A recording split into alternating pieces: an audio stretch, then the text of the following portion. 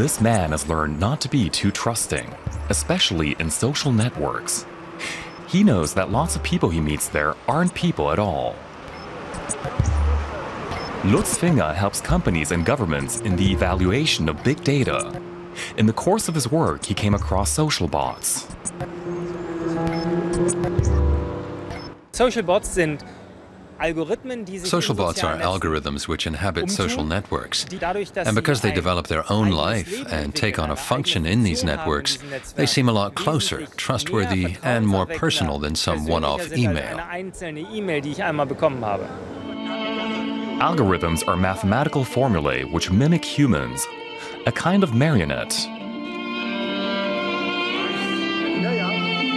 It sounds complex, but Lutz Finger says it isn't. He's built a social bot. I've created Spot the Bot, a Twitter account. We still haven't tweeted anything. Nothing's happening on this account because it's a fresh one. I want to make sure that this account comes to life.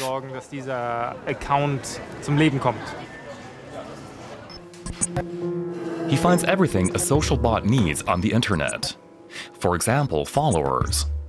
The more fans he has, the more genuine his account seems. A package of 2,500 followers costs $39, but they're all faked. Now he's kitting out the social bot with a face. Photo sharing sites provide him with snapshots he can simply upload to his Twitter profile. The same as news feeds, which are freely available on the net. That's it. I've turned it on. Now we just have to wait until things start working. There are enough studies which show that around 7% of the tweets, the profiles, are clearly bot profiles, which are trying not to be recognized as such. They're social bots. And they're not allowed according to the terms of use issued by Twitter and its like. But social bots are very hard to unearth. Usually, it can't be done. They do everything to be accepted as people and not recognized as machines. 1,000 tweets a minute wouldn't be a problem for a computer, but that would be too obvious. No person could manage that. A spam filter would kick in right away and deactivate the profile. Lutz Finger is a quantum physicist, and as such, he's well aware that not everything is as it seems. But what are social bots actually used for? Bots try and exercise influence by trying to convince people to do something, convince them to buy a product or to adopt a certain opinion. Twitter and other social networks are having a growing influence on political and economic decisions. That's why fraudsters want to manipulate data and subtly steer opinion.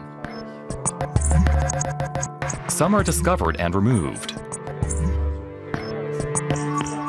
But no one knows how many are actually active in the internet. You can harm companies by setting bots on them, and it's very hard later on to figure out who did it. And there's no effective protection yet. Lutz Finger says he thinks social bots will change the internet. In his opinion, social networks will probably check the identity of their users a lot more thoroughly. That means that in future, communication will be a lot less anonymous and much more closely watched. You don't need to be afraid of bots. You need to be afraid of people influencing you. And that should worry you whether there are bots or not. Bots are a means of influencing people. Finger is set to travel to the US soon to work at a social network company. His work will also deal with social bots. And the one he created? It's already posted more than 100 tweets. So far, he's only got 1 follower, but he's adding the ones he bought, slowly, so no one notices. And at some time in the future, he'll simply turn it off.